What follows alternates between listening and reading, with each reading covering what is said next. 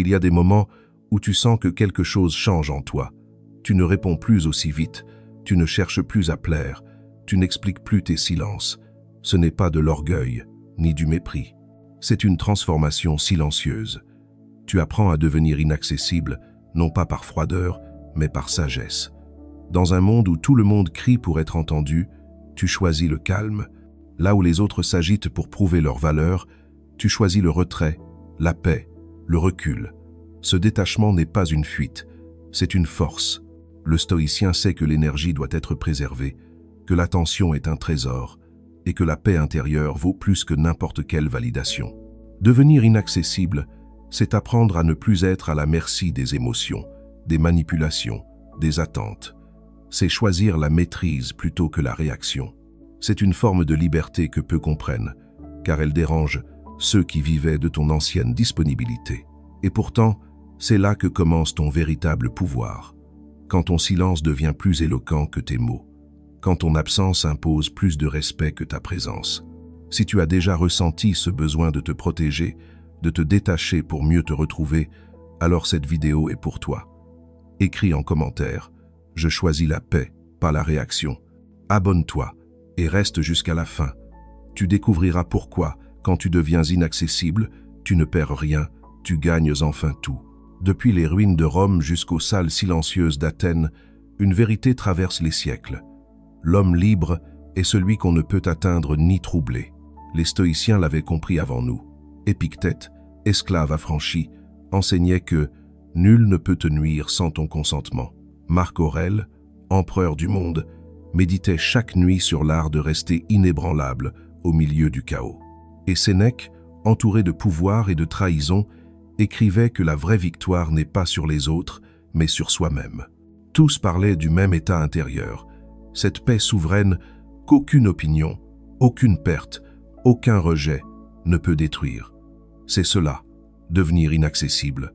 Non pas s'isoler du monde, mais devenir inatteignable par ceux qui cherchent à t'enchaîner. À leur époque déjà, les hommes étaient prisonniers des apparences, des jugements, du besoin d'être vus. Aujourd'hui, nous avons simplement remplacé les forums par les réseaux sociaux, les applaudissements du Sénat par les notifications.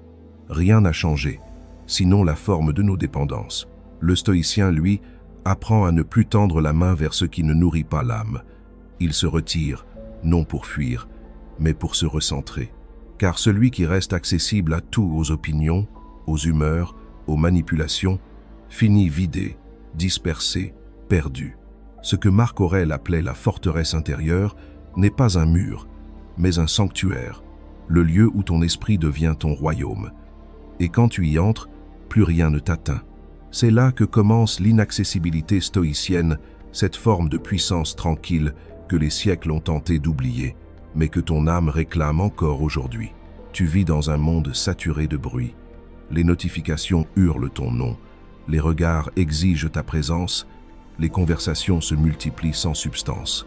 On t'a appris que pour exister, il fallait être visible, connecté, accessible.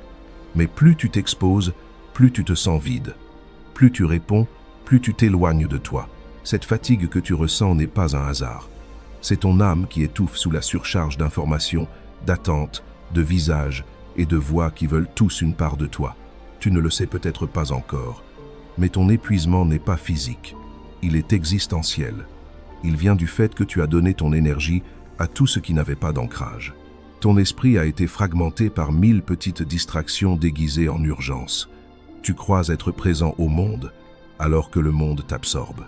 Le stoïcien observait déjà ce phénomène avant l'ère des écrans.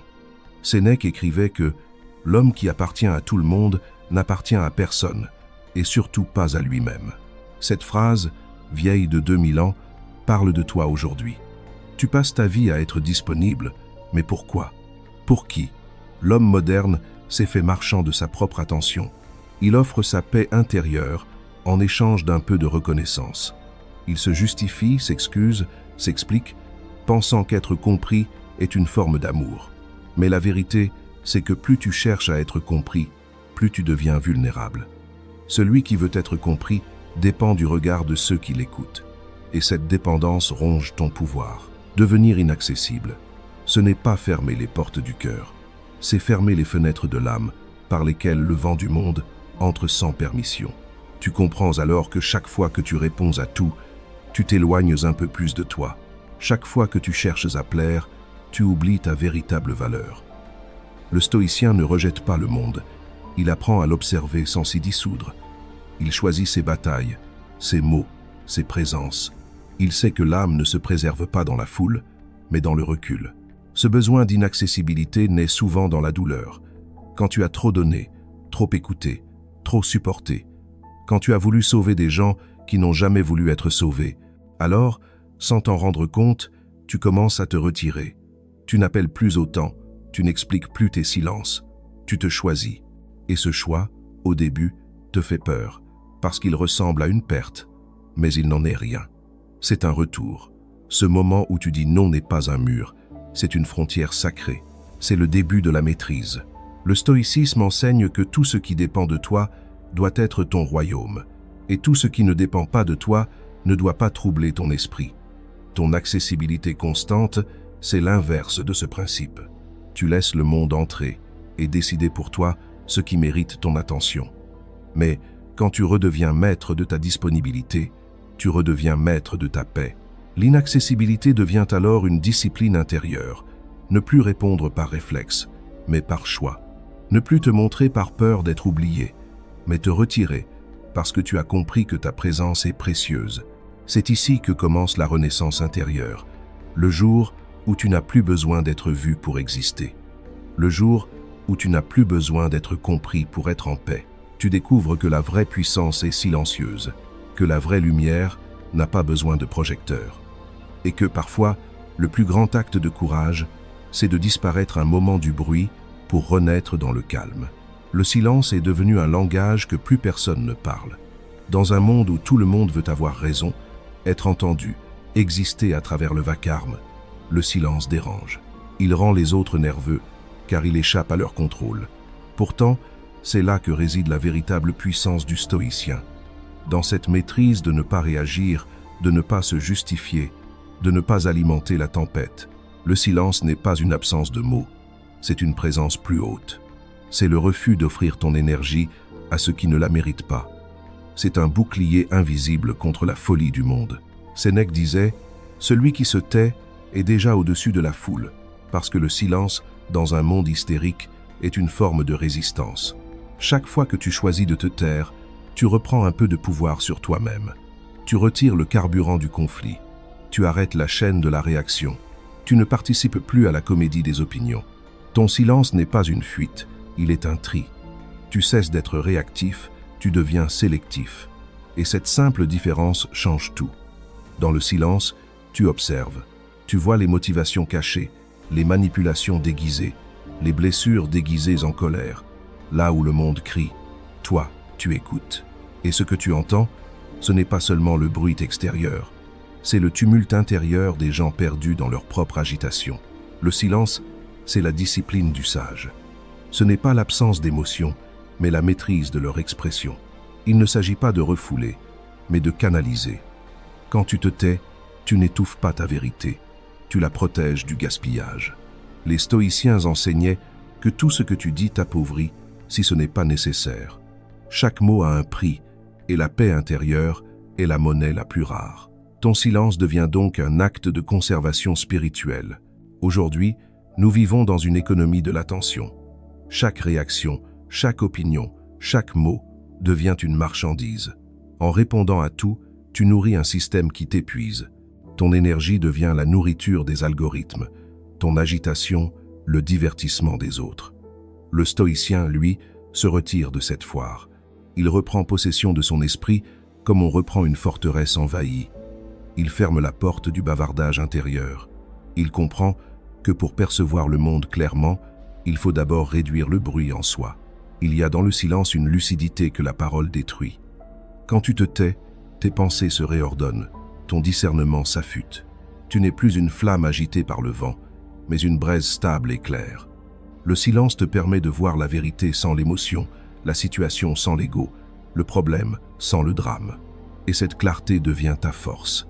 Elle attire naturellement le respect, car les gens sentent qu'ils ne peuvent pas t'entraîner dans leur tempête.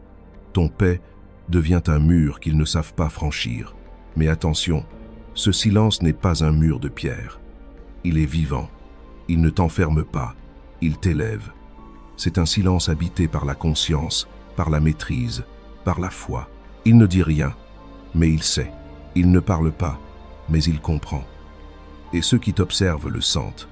Ils sentent que quelque chose en toi s'est élevé au-dessus du besoin de tout commenter, de tout partager, de tout justifier. Tu es devenu un mystère, parce que tu n'as plus besoin d'être compris. Ce silence est aussi une manière d'aimer autrement. Tu n'alimentes plus les conflits, tu ne cherches plus à convaincre. Tu laisses les gens expérimenter leur propre vérité.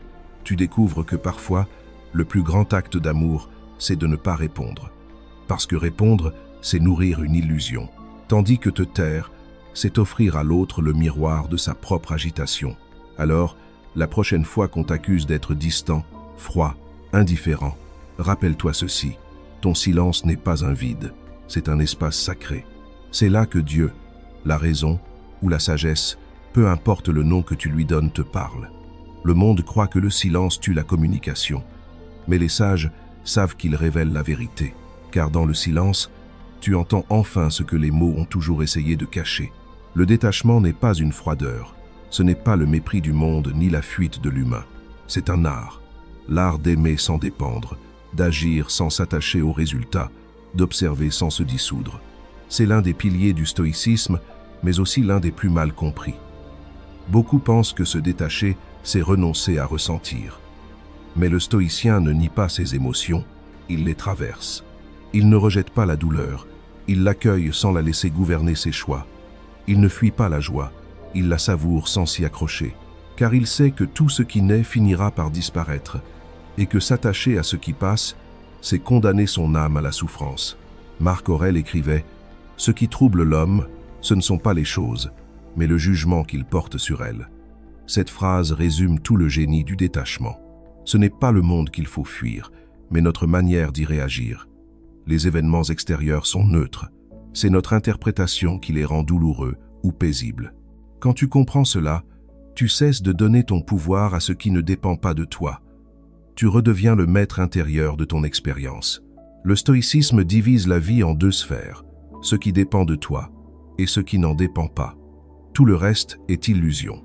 Ce qui dépend de toi, c'est ton attitude, ta perception, ton intention. Ce qui n'en dépend pas, c'est le comportement des autres, les circonstances, les résultats. Tant que tu confonds les deux, tu seras prisonnier. Tu souffriras de tout, tu seras blessé par tout. Mais quand tu comprends cette distinction, tu es libre. Rien ne peut t'atteindre sans ton accord. Et cette liberté-là, aucun pouvoir humain ne peut te la retirer. Le détachement stoïcien a trois visages. Le premier, c'est le détachement émotionnel. Il ne s'agit pas de devenir insensible, mais de ne plus être esclave de tes impulsions. Quand quelqu'un te provoque, tu observes ton émotion sans lui obéir. Tu sens la colère monter, mais tu choisis le calme. Ce choix répété devient une discipline. C'est l'entraînement invisible du sage. Répondre par maîtrise, non par réflexe. Le second visage, c'est le détachement social. L'être humain a soif d'approbation. Il cherche sans cesse à être validé, compris, aimé. Mais cette quête le rend vulnérable. Plus tu veux être aimé, plus tu donnes aux autres le pouvoir de te blesser. Le stoïcien, lui, ne cherche pas à plaire. Il cherche à rester en accord avec sa raison. Il sait que la gloire, la réputation, les opinions sont des ombres. Elles changent au gré du vent. Marc Aurèle disait « La louange d'un insensé n'a pas plus de valeur que son insulte. Apprends à ne plus dépendre des jugements. C'est la clé de la paix intérieure. » Enfin, il y a le détachement spirituel. Celui-ci est le plus profond. Il consiste à cesser de résister à ce que la vie t'envoie, à comprendre que chaque épreuve est une école, chaque perte une initiation. Tu ne combats plus le courant, tu apprends à naviguer avec lui. C'est ce qu'Épictète appelait « suivre la nature », vivre en harmonie avec l'ordre du monde. Tu ne te bats plus contre les événements, tu les transformes en sagesse. Le détachement ne t'enlève rien, il t'allège. Il ne t'éloigne pas du monde.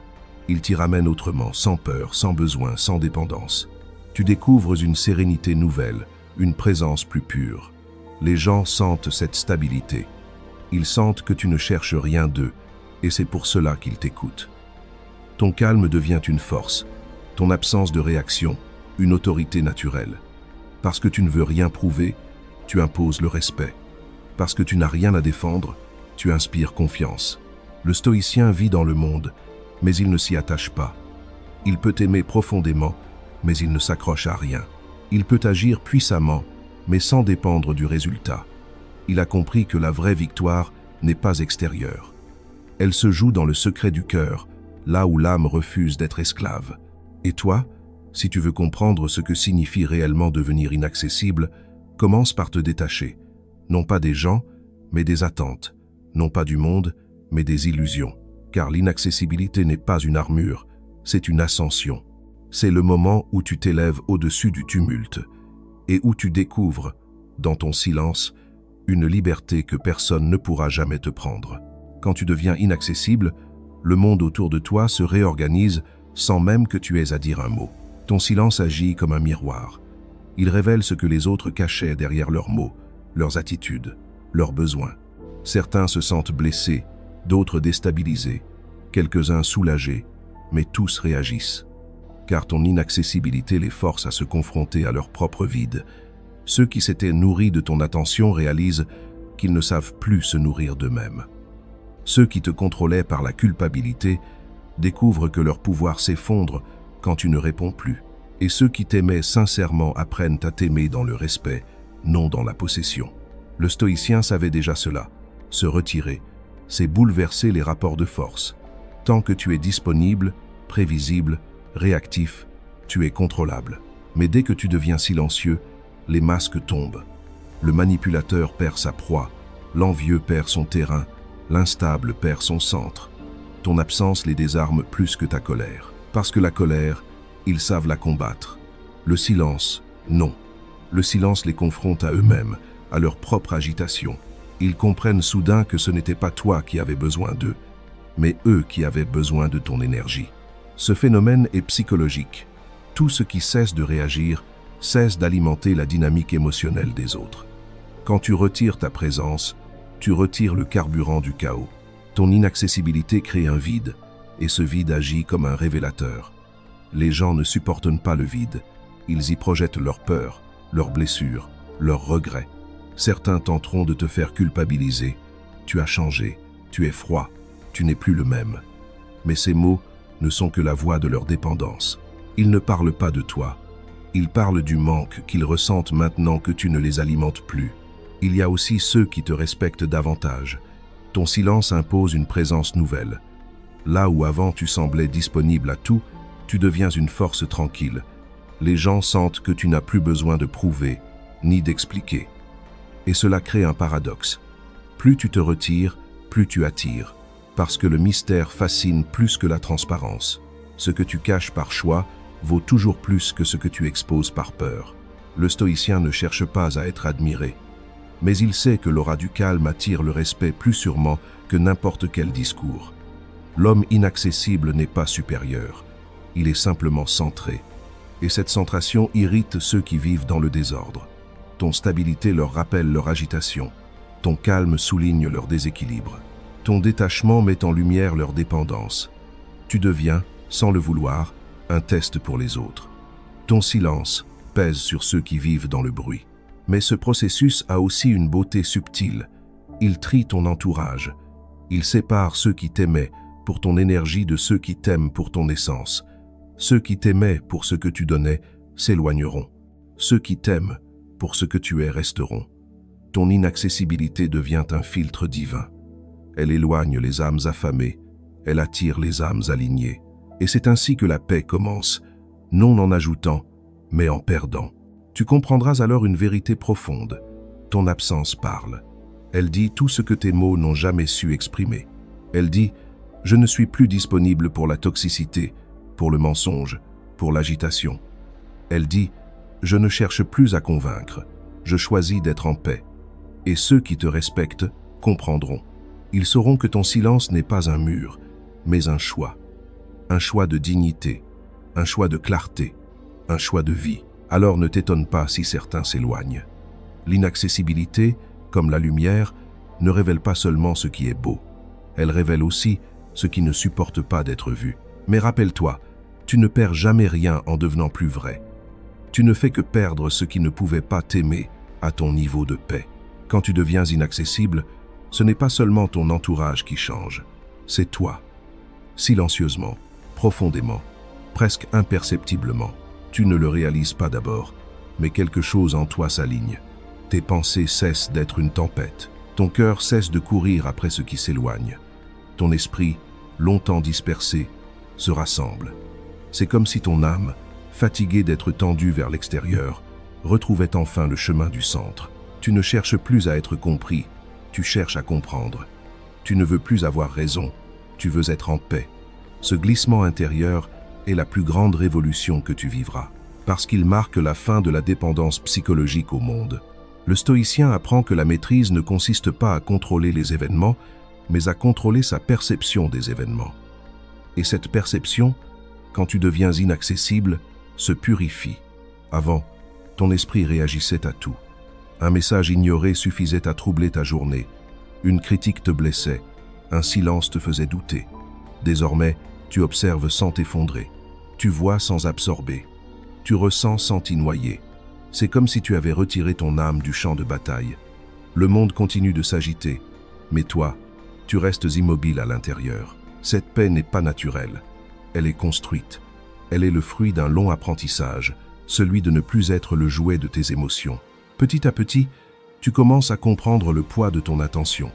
Tu réalises qu'elle est ta richesse la plus rare et qu'elle ne doit pas être offerte à tout ce qui passe.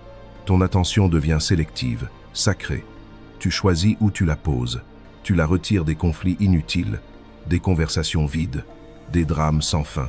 Et cette simple décision transforme tout ton paysage intérieur. Tu découvres le calme, non pas le calme fragile du repos, mais le calme profond du détachement. Le calme du sage qui sait que la vie n'est pas contre lui, mais qu'il est souvent contre lui-même lorsqu'il résiste à ce qui est. Ce changement intérieur te rend différent. Tu es moins réactif, plus observateur.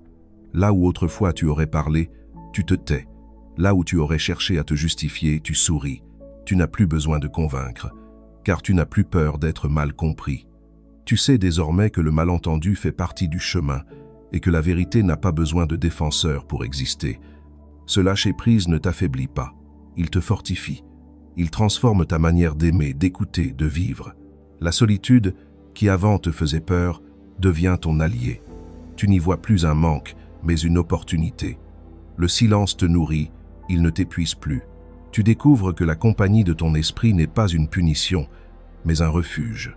Dans cette solitude, tu retrouves des morceaux de toi que le bruit avait effacés, des intuitions que tu avais oubliées, des désirs vrais, purs, simples. Tu redeviens vivant à l'intérieur. Le stoïcien dirait que tu entres dans la symphonie du réel, cet état où tu cesses de vouloir que la vie soit différente et où tu commences à voir la beauté de ce qui est. Tu n'attends plus le calme, tu le deviens. Tu n'attends plus que les autres changent, tu changes ta perception d'eux. Et tout autour de toi semble se transformer, alors que c'est toi qui t'élèves.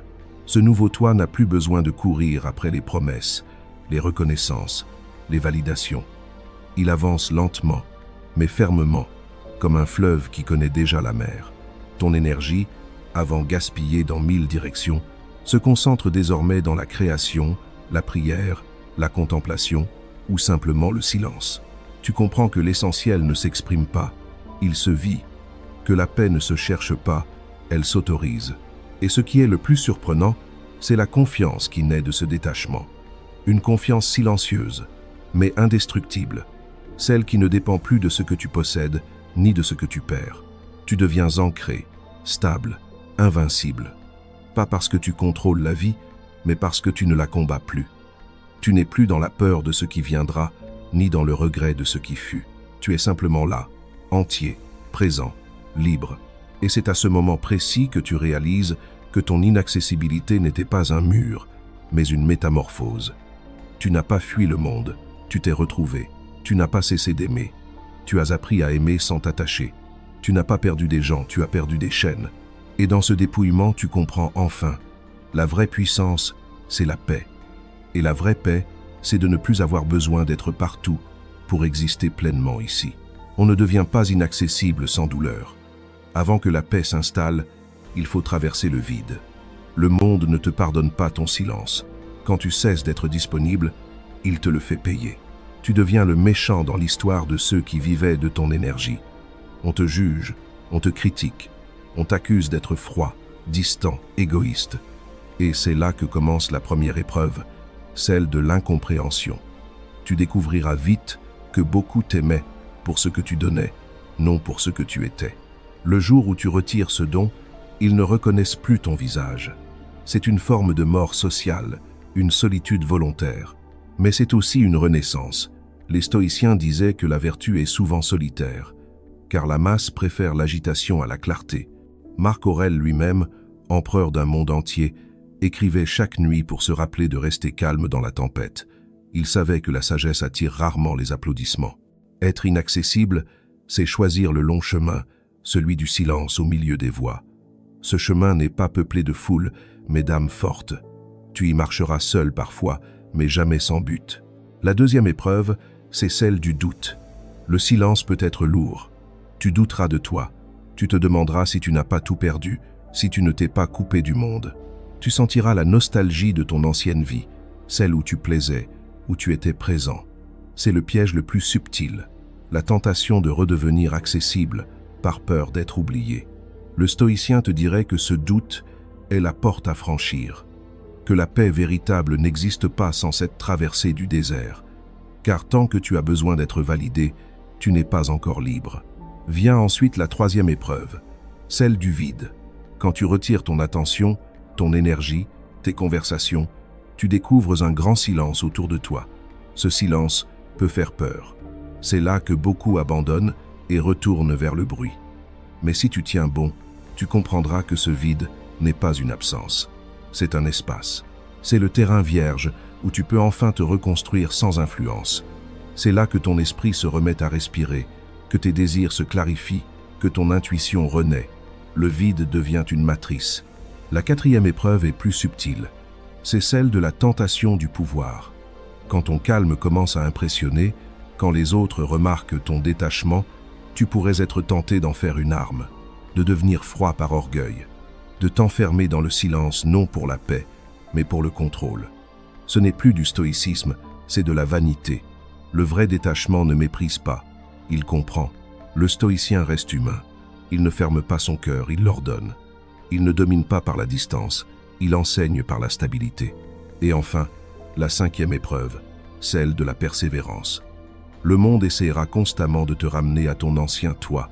Les sollicitations reviendront, les émotions tenteront de reprendre le dessus. Tu seras provoqué, testé, déstabilisé. Mais chaque fois que tu choisis la maîtrise, tu gagnes un peu plus de paix. Chaque fois que tu refuses de réagir, ton esprit devient plus fort. C'est une ascèse invisible, mais réelle. Le stoïcisme n'est pas une philosophie de mots, c'est une discipline de l'âme. Et chaque jour où tu restes aligné, tu construis ton temple intérieur. Ces épreuves sont nécessaires, car l'inaccessibilité n'est pas un masque, c'est un état spirituel. Elle t'apprend que la solitude n'est pas une punition, mais une initiation, que le silence n'est pas un vide, mais un pont vers ta propre essence, et que la paix ne vient pas d'éviter les tempêtes, mais de devenir le rocher au milieu d'elles. Alors oui, tu perdras des gens, tu perdras des habitudes, tu perdras peut-être une version de toi-même. Mais tout ce que tu perds en devenant inaccessible n'était pas fait pour ton élévation. Ce qui est vrai restera. Ce qui est faux disparaîtra. Et au bout du chemin, tu comprendras que les épreuves n'étaient pas là pour te briser, mais pour te purifier. Car on ne devient pas maître de soi sans passer par la solitude, le doute et le silence. Et c'est précisément dans ces moments de nuit que la lumière de ton âme commence à brûler plus fort que jamais. Il existe un mur que personne ne voit, et pourtant, il change tout. Ce mur n'est pas fait de pierre ni de distance. Il est invisible, intérieur, sacré. C'est le mur du discernement, celui que tu élèves, lorsque tu décides de ne plus laisser n'importe qui entrer dans ton esprit. Tu continues d'aimer, mais autrement. Tu continues d'écouter, mais sans absorber. Tu continues d'être présent, mais sans te dissoudre. Ce mur invisible, c'est la frontière entre ta paix et le chaos du monde. Il ne sépare pas les gens, il sépare les énergies. Il ne ferme pas ton cœur, il ferme seulement les portes de ton esprit à ce qui l'empoisonne. Le stoïcien ne fuit pas la vie, il apprend à y marcher sans se salir. C'est la fonction du mur invisible, te permettre de traverser le monde sans te perdre dans son tumulte. Tu peux être au milieu de la foule et rester seul avec ta conscience. Tu peux être entouré de bruit et demeurer silencieux à l'intérieur. Ce mur te protège, mais il ne t'isole pas. Il ne t'empêche pas d'aimer, il t'empêche seulement de t'oublier. Car le véritable amour, c'est celui qui ne s'offre pas au prix de sa paix. Le danger, c'est de confondre protection et fermeture. Beaucoup construisent des murs de peur, pas de sagesse. Ils se coupent du monde pour ne plus souffrir, mais finissent par s'éteindre. Le stoïcien, lui, bâtit un mur de clarté. Il sait où il s'arrête et où l'autre commence. Il ne fuit pas les émotions, mais il refuse qu'elles le dirigent. Son mur n'est pas une forteresse, c'est une frontière vivante. Il laisse passer la lumière, mais pas les ombres. Ce mur invisible est fait de silence, de patience, de maîtrise. Il est bâti chaque fois que tu refuses de répondre à la provocation, chaque fois que tu retires ton énergie d'une querelle inutile, chaque fois que tu dis non, non pas par colère, mais par amour de ta paix. Peu à peu, ce mur devient ton temple intérieur, et ceux qui frappent sans sagesse s'y épuisent, tandis que ceux qui viennent avec respect y trouvent refuge. Tu verras que ce mur changera la qualité de tes relations. Il attirera ceux qui vibrent au même niveau de paix et éloignera ceux qui ne supportent pas le calme. Les âmes chaotiques ne peuvent pas respirer dans l'air pur. Elles ont besoin de bruit pour exister. Les âmes en paix, elles, reconnaîtront ton silence. Elles s'en approcheront doucement, sans forcer. C'est ainsi que naissent les vraies connexions, dans la réciprocité du calme. Ce mur invisible est aussi une prière silencieuse. Il dit au monde, « Je suis ouvert à la vie, mais fermé au chaos. » C'est une posture spirituelle, pas un rejet. Tu restes sensible, mais tu n'es plus vulnérable. Tu ressens tout, mais tu n'es plus traversé par tout. Tu comprends que la paix n'est pas l'absence de bruit, mais la maîtrise du bruit intérieur. Tu apprends à choisir ce que tu laisses entrer, à protéger ton esprit comme un sanctuaire. Et c'est là que le stoïcien rejoint le mystique. Tous deux comprennent que la vraie sagesse, c'est la protection de l'âme. Le mur invisible n'est pas une barrière contre l'amour, mais un filtre contre le désordre. Il ne te rend pas froid, il te rend clair. Il ne t'éloigne pas des autres, il t'approche de Dieu ou de cette part de toi qui ne tremble plus. Alors, ne cherche pas à être compris, ne cherche pas à plaire. Sois ce mur tranquille que rien ne renverse. Reste ouvert, mais ancré, doux, mais solide, présent, mais libre. Car la sagesse du mur invisible, c'est de te rappeler que tu peux être dans le monde sans lui appartenir. Et c'est dans cette posture que naît la vraie puissance, celle qui ne s'impose pas, mais qui rayonne, celle que rien ne conquiert, parce qu'elle ne combat plus. Tu sais désormais ce que signifie réellement devenir inaccessible. Ce n'est pas une attitude, c'est un éveil. Tu as compris que ce silence n'est pas vide, qu'il est plein de conscience, qu'il ne s'agit pas de se couper du monde, mais d'y entrer autrement sans t'y perdre. Ce que tu vis, c'est un dépouillement. Tu retires peu à peu tout ce qui n'est pas toi. Tu laisses tomber les réponses inutiles, les luttes sans fin, les attachements épuisants. Et dans cet espace neuf, quelque chose d'invisible prend racine.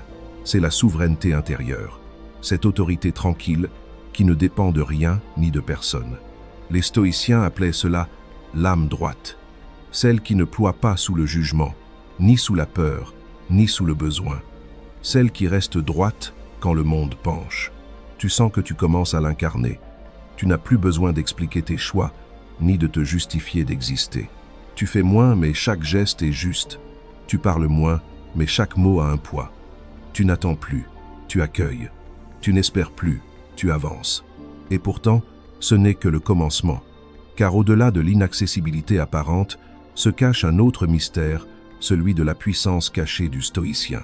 Cette force intérieure qui transforme la solitude en arme, le silence en bouclier, la paix en stratégie.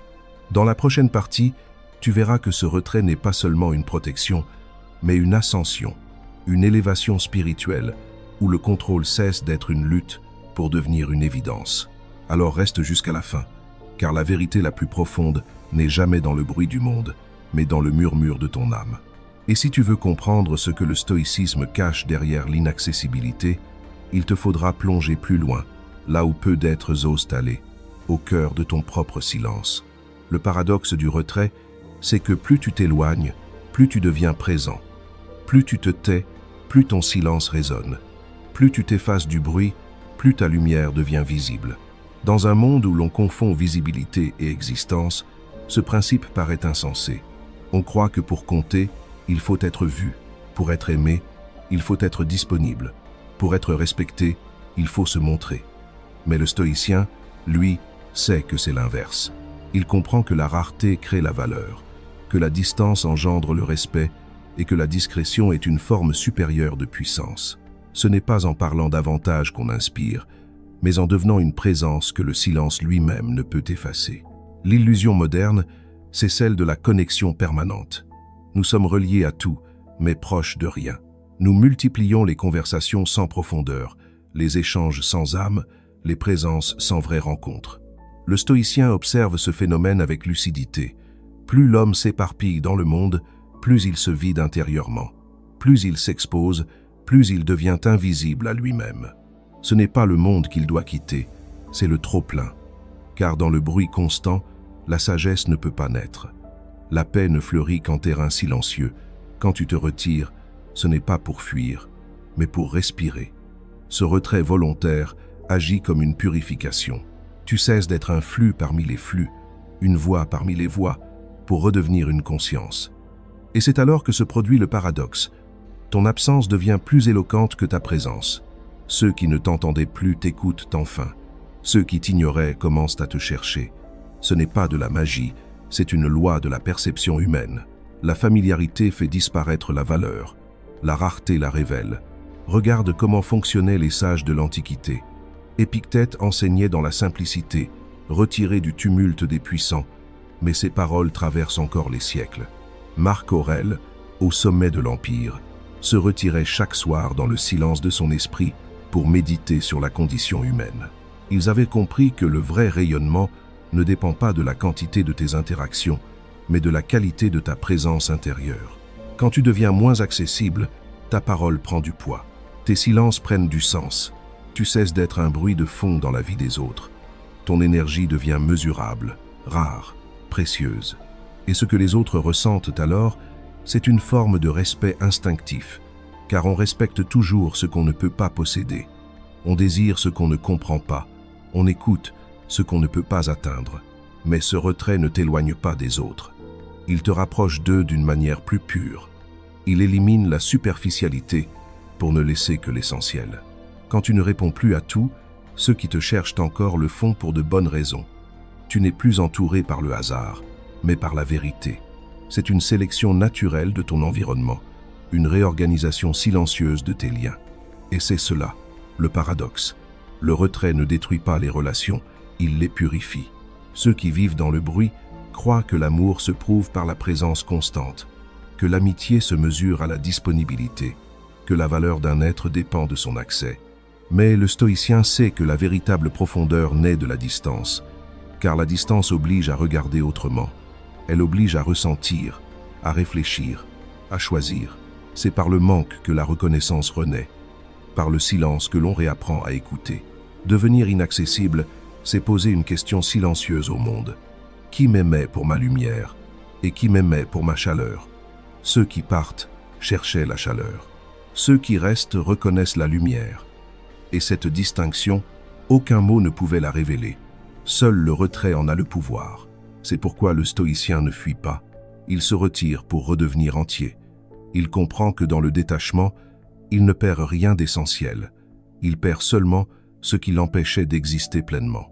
Et paradoxalement, ce détachement attire la sincérité, la profondeur, la paix, car le monde finit toujours par revenir vers celui qui n'a plus besoin de lui. Le silence n'est pas une absence de son, c'est une présence qui domine sans parler. C'est la manifestation la plus pure de la maîtrise intérieure. Celui qui sait se taire au moment juste possède un pouvoir que les bavards ignorent, celui de diriger sans imposer, d'influencer sans s'exposer, d'imposer le respect sans un mot. Dans le monde stoïcien, le silence est l'arme du sage, mais aussi sa couronne. Il n'est pas le fruit de la peur, mais de la puissance, parce que se taire exige plus de force que répondre, et observer exige plus de conscience que réagir. Le silence du stoïcien n'est pas un vide, c'est une énergie. Il contient tout ce que le bruit détruit, la clarté, la patience, la profondeur. Il est ce champ de gravité invisible qui attire naturellement la sérénité et fait reculer la confusion. Quand tu te tais, tu retires au monde son pouvoir sur toi. Tu n'es plus un écho, tu deviens une source. Et cette source ne parle pas pour convaincre, elle irradie pour inspirer. Marc Aurèle gouvernait des millions d'âmes, mais il écrivait dans son journal des phrases qu'il ne destinait à personne. Il n'avait pas besoin d'être entendu, il avait besoin d'être aligné. C'est cela, la force cachée du silence. Il recentre ton royaume intérieur. Là où le bavard se disperse, le silencieux se rassemble. Là où le monde cherche à briller, le sage cherche à comprendre.